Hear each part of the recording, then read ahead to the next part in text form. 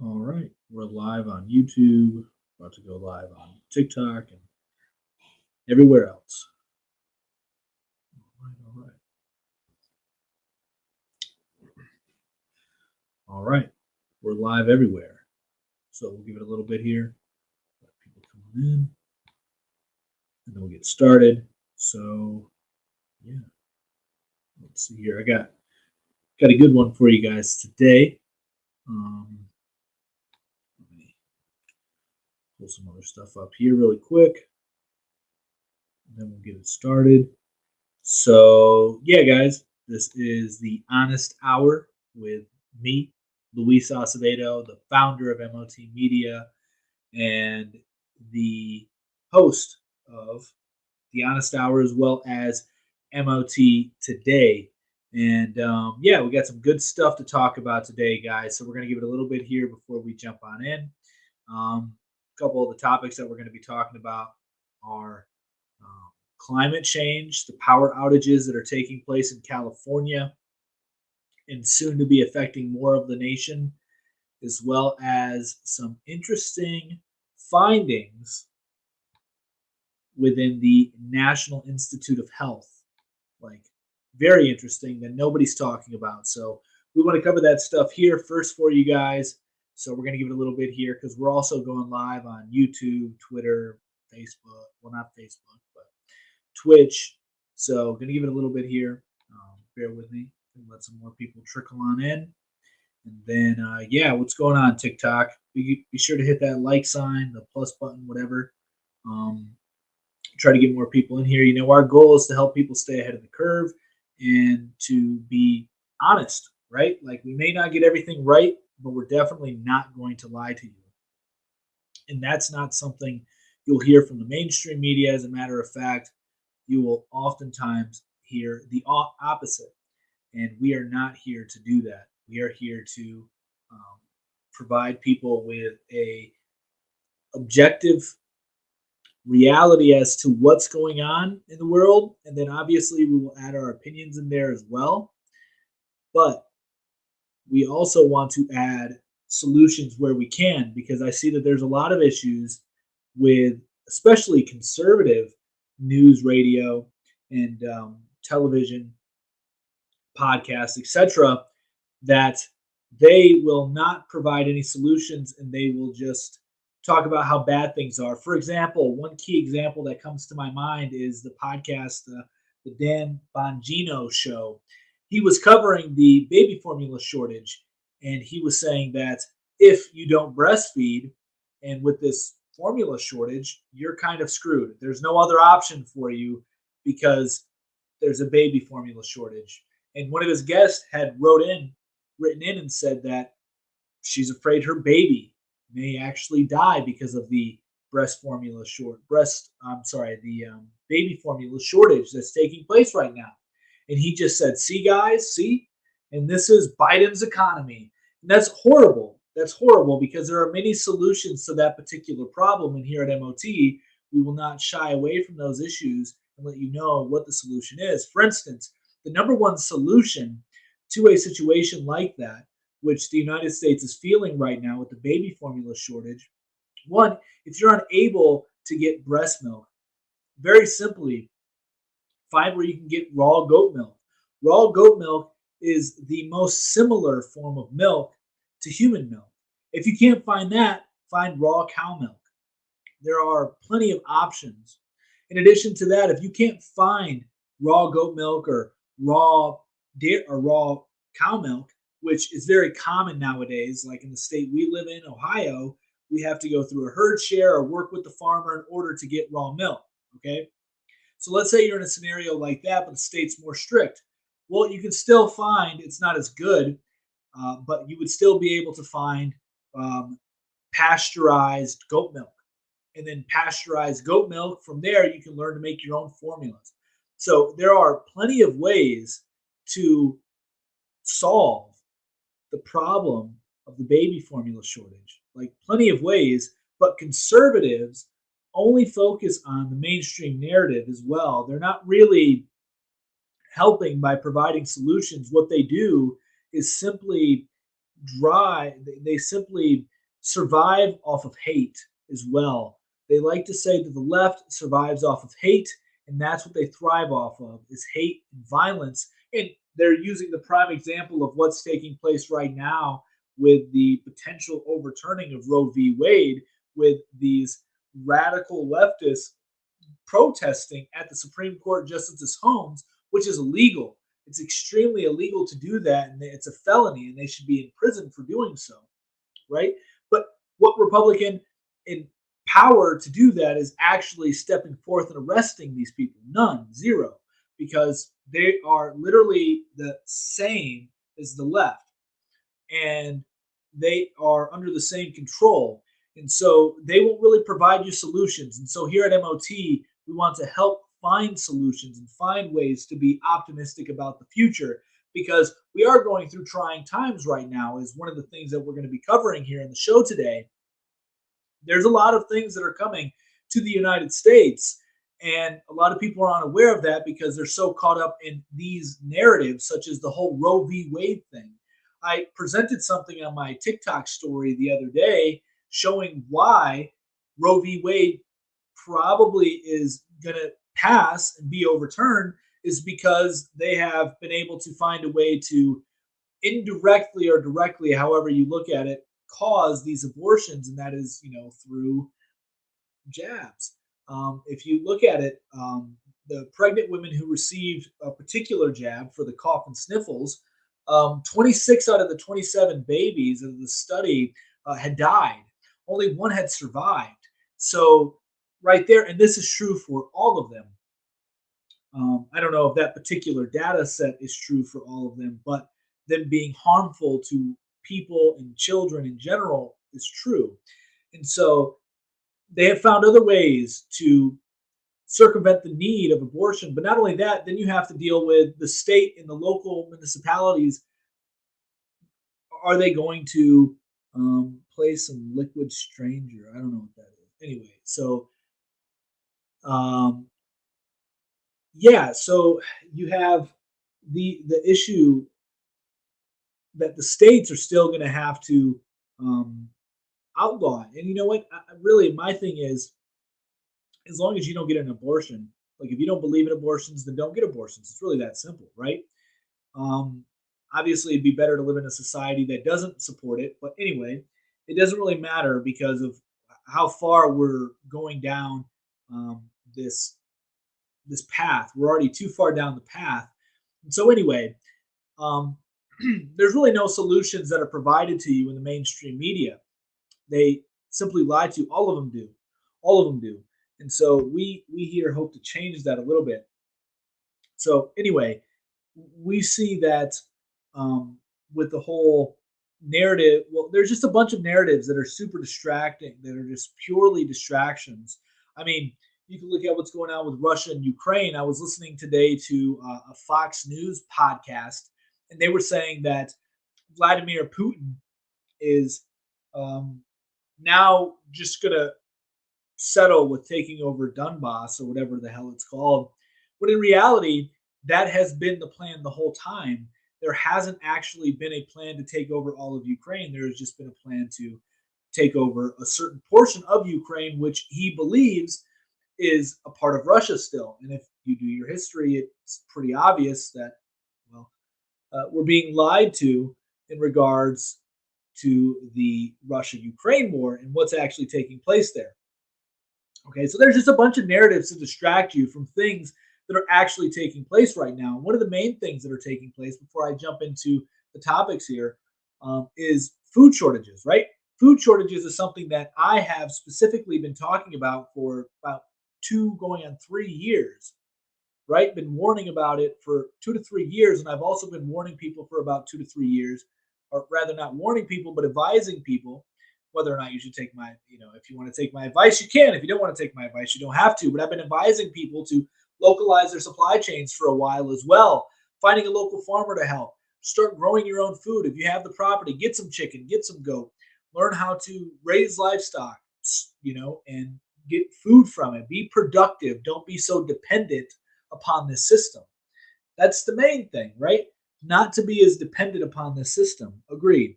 So a lot of people right now are so dependent upon the system, and they're waking up to the fact that food shortages are a real thing. I mean, how could they not have been a real thing? This is a compounding issue. If you go all the way back to the lockdowns, the government was paying. This is back when Trump was in office too. So you can't just be blaming Uncle Joe here, right? You can't just be blaming Pedo Joe on what's taking place. So under the Trump administration, the government was paying farmers to get rid of their dairy products because they couldn't repurpose the milk because the milk was supposed to be used in a certain way. So they got rid of a bunch of milk. They got rid of a bunch of meat. This happened during the Trump administration, right? And now it's happening under the Biden administration where they're destroying crops. And in addition to that, you are seeing weather that has ruined crop production. And this is because what nobody's talking about here, this is a large part due to the grand solar minimum. If you don't know what that is, I would suggest looking it up because that's what we're living in right now in a grand solar minimum. And look up all the things that come about typically historically in a grand solar minimum. One of them is famine. Another thing is revolutions. So this is a very interesting time to be living in. And I don't want to say these things to be fearful because the thing that people often forget in a period like this is that there's so much opportunity. There's so much room for growth when there are old systems dying, old ways of life dying, and things are changing. A lot of people wake up. And those who wake up and are preparing actually have a lot of ability. They have more of an ability to thrive. Scary times. I guess you could say they're scary times, but I tend to think that they are. It's times of opportunity. It's times of growth. Um, there's nothing to be scared about. You know, I like to say that he with the most fear dies first. And I'm going to steal your mustache. Okay, go ahead. It is a pretty good mustache. I mean, you can take the beard too. I mean, the beard's pretty good, I'd say. I definitely like it better with the beard than just the mustache. I don't want to go for the 70s porn star look. That's not really my go to. Also, my wife doesn't like me with just the mustache. So, kind of have to keep the wife happy in that regard. I'm a mustache bandit. All right, do you, man? Do you? I don't know why you like, beards are better than mustaches, in my opinion. I think they're more manly and they are more, you can utilize a beard more than you can a mustache. I mean, you can let your beard grow out pretty long and it won't annoy you in any way, but you let your mustache grow out too long and then you start eating your mustache, right? Or if you're going to go kiss a woman, you're going to be tickling her, probably in her nostrils and stuff with your mustache. So it's not a good look. It's not a good look. The mustache should be trimmed. The mustache is it's important, but the beard is more important. I have a huge collection of mustaches. That's awesome. I mean, I would like to see your collection of mustaches. Um, I'd always you are beautiful. I hope you have a great day. Love you. All right. Well, thank you for that. I hope you have a great day as well. So, all right, guys, be sure you hit that plus sign. Be sure you hit that plus sign. Be sure you hit the like button. So, yeah, there are many things going on in the world today, and I don't think that they're scary. I think that there's a lot of opportunity. I believe there's a lot of opportunity in the world today. And one of the best things, one of the most, where the most opportunity lies, in my opinion, is being fruitful. So having children, raising them correctly, and also being extremely productive and doing things that are tangible in the real world and actually have real value. I think that is going to set apart so many people from what's to come. And I actually believe that those who do those things will be rewarded greatly in the future. I think that fortunes are made in times like these, whether it be in resources or whether it be just strictly in cash flow. Um, it's true. Fortunes are made in times like these. So anyway, let's jump right into the topics that we have to cover today. So everybody on TikTok, I'm going to kind of be reading these articles off to you. As far as the people on Facebook and Twitter and YouTube and all that stuff, you guys will actually be able to see this because TikTok does not allow it's not interoperable with StreamYard yet. When StreamYard and TikTok are interoperable, best believe we'll be putting these streams on there, so you people on TikTok will be able to see these articles as well. Until then, you will have to listen to me read. I think I have a pretty good reading voice, so you guys are in for a treat. So let's pull this up here. One of the first things that I want to cover is more of a preface to the main point here that we're leading up to in regards to the topic. And so let's go over here and pull this up.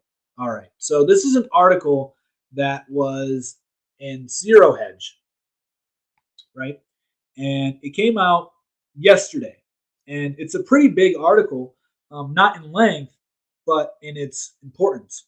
And so the title is Power Grid Operators Warn of Potential Electricity Shortages Amid Transition to Clean Energy.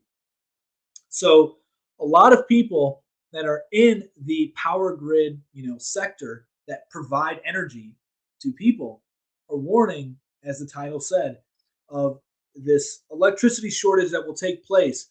And a big reason this will take place is we don't really know how to store a lot of this renewable, quote unquote, renewable energy. And this is going to cause major issues. And there have been TED Talks about this, as I'm sure some of you are aware of the TED Talks about a pandemic, right? Years ago, warning of a pandemic years ago. And so there have been TED Talks and other kind of talks regarding massive catastrophic power outages to take place across the Western world. And so right now, as we're trying to switch over to green energy, we are going to see more power outages take place. And that's because the capacity struggles to keep up with the demand. And there's a warning sign ahead of summer where heat waves could lead to rolling blackouts. And that's actually what we're seeing in California. And in California, Gavin Newsom, the governor over there, is stating that the blackouts are because of climate change, not because of anything that he's doing, but because of climate change, guys. It has to do with climate change. And despite the fact that nearly 100% of California's electricity from renewable, it got its mostly all of its energy from renewable sources.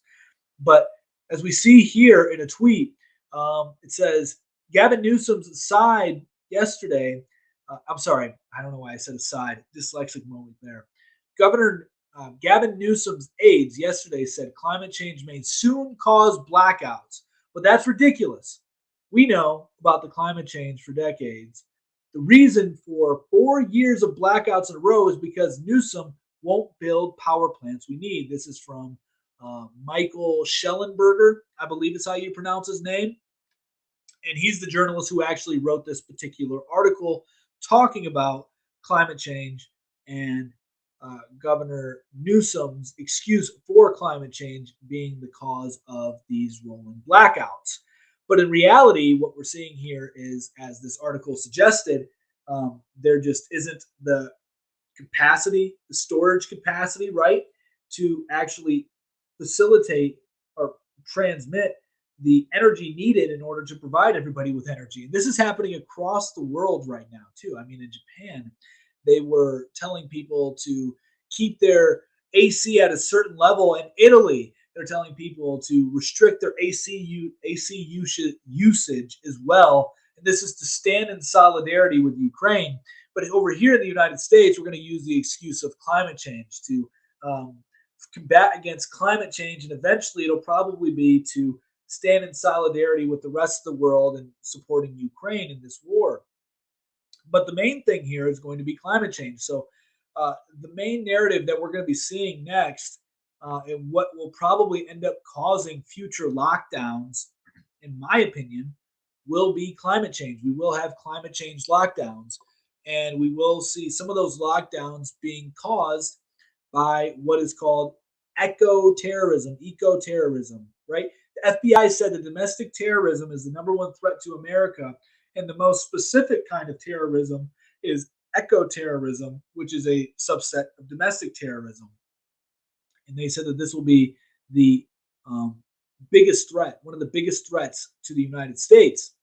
And as we see here, we're gearing up for this whole other narrative of lockdowns and excuses as to why the power grid is failing. The power grid, and now it makes you wonder, just like with all these food plants being destroyed, right?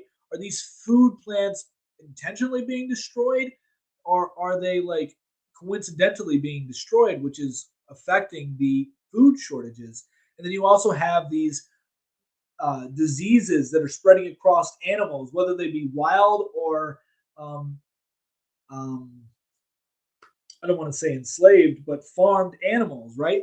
You have a bunch of chickens and birds being killed because of the bird flu. You have deers being killed because of what was it, the zombie disease or the deer zombie disease, something like that. I can't remember exactly the technical name for it, but anyway, deer are being killed from this, and a bunch of other animals are being killed by this.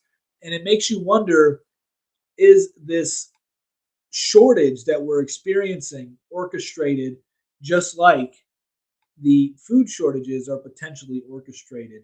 Now, we don't have enough evidence to conclude that they are, but my intuition tells me they are. I mean, take this for example in regards to the energy. In San Francisco, 25%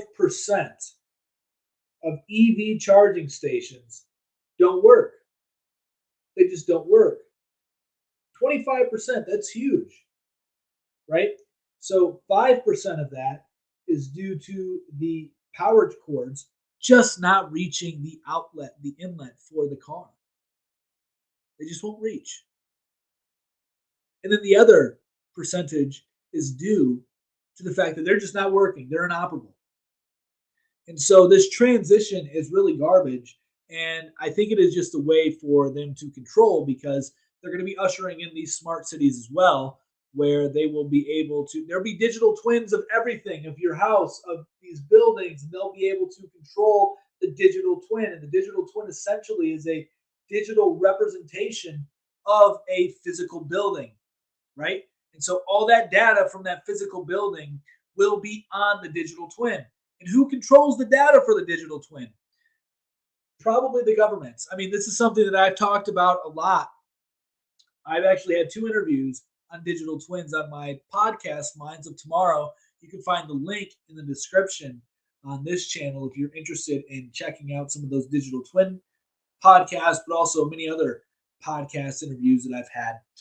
Anyway, so the smart cities will help them control power usage more, which then makes sense why you'd want to go to this renewable energy where they have more control over.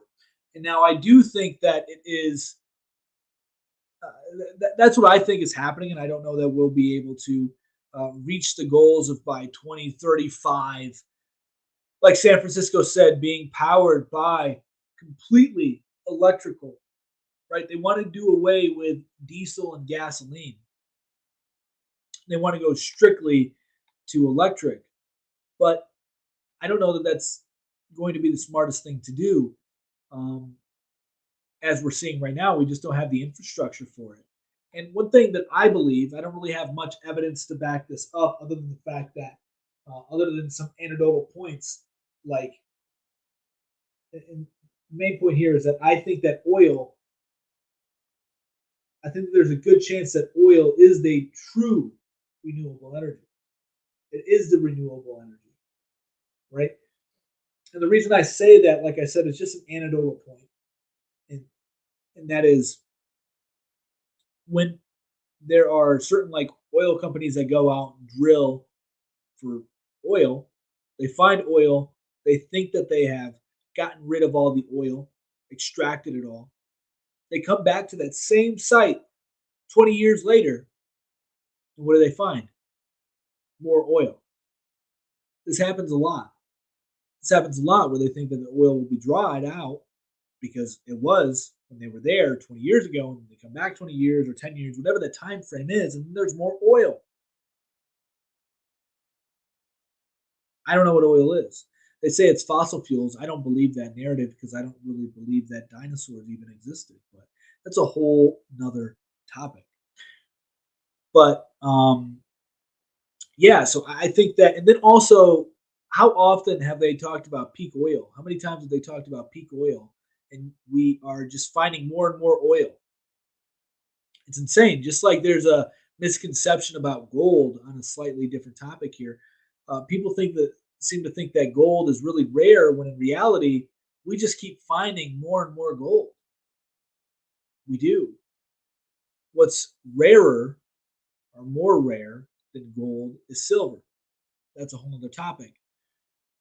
But yeah, so we are seeing, some interesting stuff play out here, and that's sort of what I think is taking place is that this switch over to environmentally friendly energy is a way to gain more control as we enter into the digital transformation.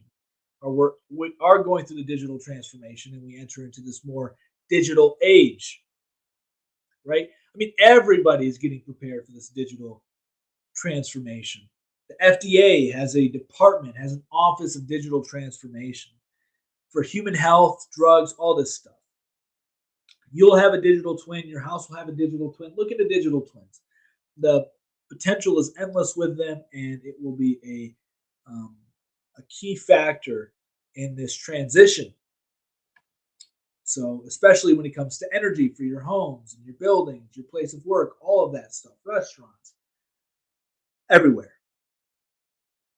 So, be prepared to see more rolling blackouts, more um, um, power outages, stuff like that. That doesn't mean to be scared. It just means that you need to be prepared, right? And one of the best ways that you can prepare for this, um, you know, generators are obviously an option, but there's also a better, not, I don't know if it's necessarily a better solution, but let's say it's in the wintertime. I mean, you can get a wood burning stove, right? Not a wood burning stove, but why am I drawing a blank on what they're called? Um, is it a wood burning stove? A wood burner, something like that, in your home. So, I mean, those are realistic, practical things that can be done. Um, as far as in the heat, people have lived forever without air conditioning, so air conditioning isn't a necessity. And I've heard people in my comment section, I've read people commenting in the comment section for some of my videos when I talk about localizing their supply chains, and they're like, well, let's say you have meat and you have no power. What's going to happen to your meat? First off, not medical advice, but you can eat rotten meat. Actually, there's a lot of benefits to eating rotten meat. It's more nutritious. People eat rotten liver all the time, raw rotten liver. They actually ferment it. They let it ferment so that way they get more nutrients out of it. Not suggesting people do that because most people aren't going to do that. So, a more realistic answer to this would be for years and years and years and years, people would have cellars or that you would dig a little pit in your backyard, right? Like if you can dig deep enough and create this little area, it's going to be cool enough to store your food. In addition to that, people use salt for a long time to preserve their meat. So there's a lot of things that you can do. I mean, you just really have to think about how our ancestors lived and how they managed for years and years and years.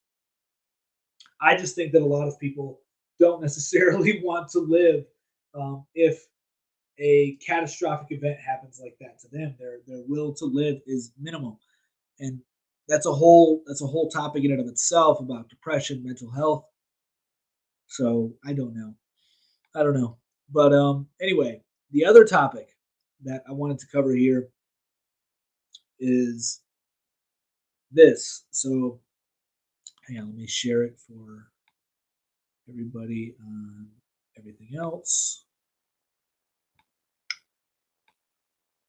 Let's see here. This I thought was very telling in regards to our health system, and it's extremely corrupt. So the title is from also Zero Hedge.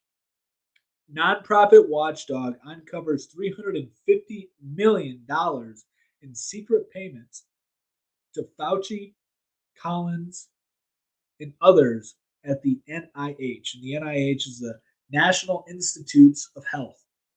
So a watchdog, a Chicago watchdog, they're a nonprofit organization that goes around filing Freedom of Information Acts on government institutions uh, to see where their money's going.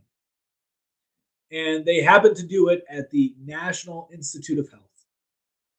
And then this is a quote from the CEO of Open the Books. We estimate that up to $350 million in royalties from third parties were paid to NIH scientists during the fiscal years between 2010 and 2020. Now, it's important to note that the AP wrote a piece on this back in 2005. But the key difference between the article that was written by the AP in 2005 and the Open Books finding from 2010 to 2020 is that in 2005, basically nothing was redacted. Everything was known and the amounts were significantly less. They were still in the millions of dollars, but significantly less. Nowhere near where they currently are, or were rather, in 2010 to 2020. But they knew exactly what scientist was getting what amount. And so during that time, you were getting scientists that were, getting about $9,700 in royalties and payments from third parties. Not royalties, but payments from third parties. Now, 2014, the average scientist got about $21,000. And that was only $36 million. But over the course of that 10-year period, $350 million had flowed through there. And so we don't know how much each scientist was given. We don't know where the money was coming from. So there's a huge conflict of interest. Not only that, but the taxpayer dollar is significantly donating, or rather supporting, the NIH to the tune of like $35 billion a year. If I'm not mistaken. Let me see here. I want to make sure that I'm giving you guys correct info.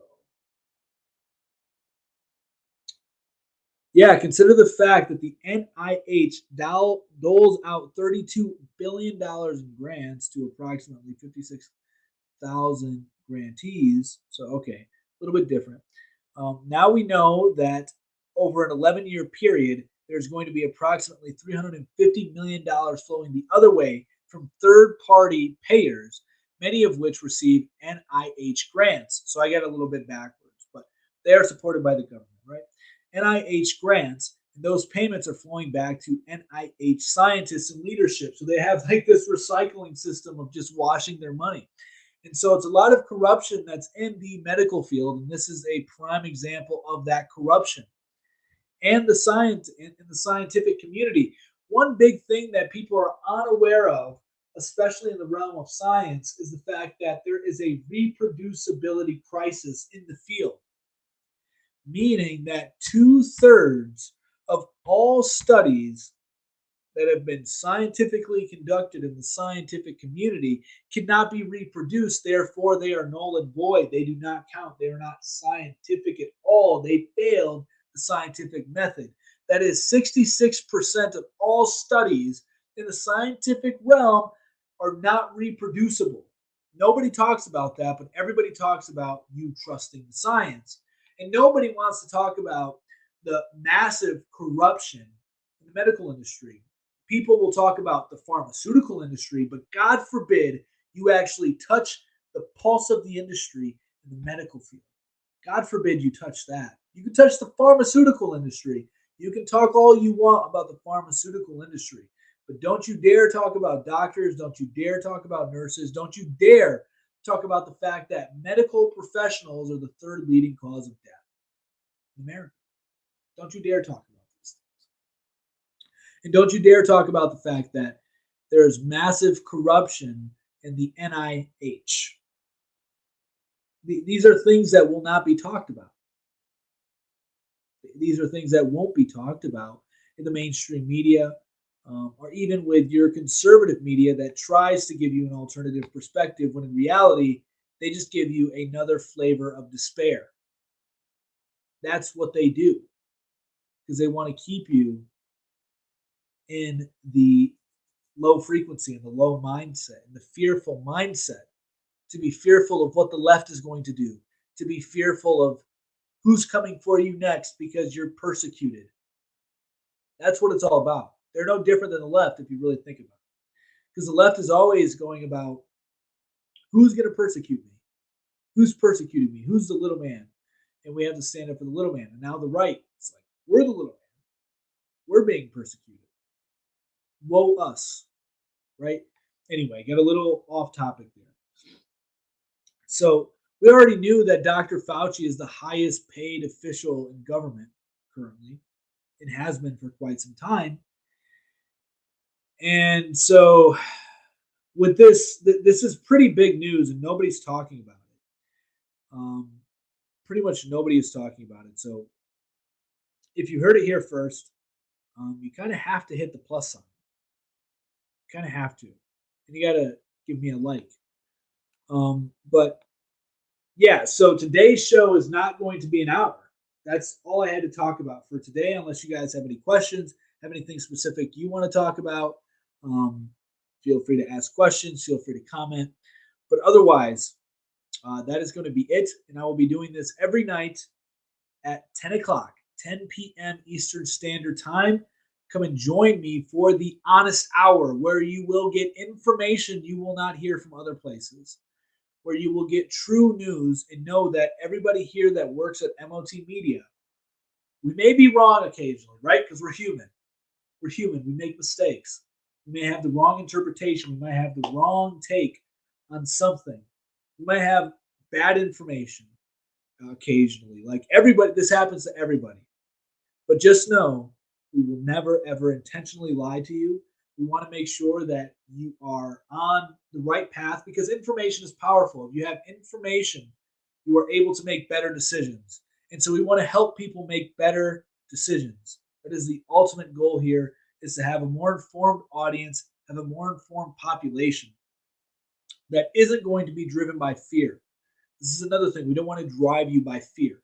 Everywhere else in media, it doesn't matter where you go.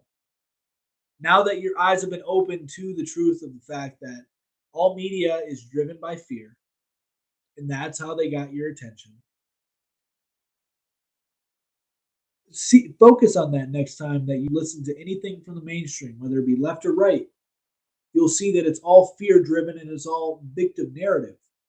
And they have no real solution. Their solutions are always dependent upon somebody to save them, but never anything to do with you taking the own initiative. Never anything that's truly empowering. And so that's what we want to bring to the table when it comes to journalism, when it comes to media. So thank you all for tuning in tonight. We really do appreciate it. And I will be back here tomorrow at 10 p.m. Eastern Standard Time. And don't forget, on Sundays, you will be seeing Mick and James, the other two people who are with me in the MOT Media, for MOT Today. And that show is at 12 p.m. Eastern Standard Time, where we cover a variety of topics similar to this show, but there's three people covering a variety of topics from politics, news, current events to finances, economics. So that's a very important show to watch as well. Mick and James are, pretty knowledgeable on some things, so it's good that you check that out as well. But I will be back here tomorrow at 10 p.m. Eastern Standard Time, covering more news that other people aren't, and it'll be good news. It'll be honest. It'll be the truth, and it will hopefully fill you with a sense of. It'll equip you with enough knowledge and information so that way you can make better decisions the next day. And you will have hope about tomorrow, not fear and despair about tomorrow. And the only way you can have hope is if you're being told the truth. The truth can be hard to swallow sometimes, but it will often provide you with, not often, it will always provide you with a better outcome than somebody lying to you to make you feel better. And that's what we do here at MOT. And that's why this is called the Honest Hour. So thanks for tuning in, guys. Much love. Peace.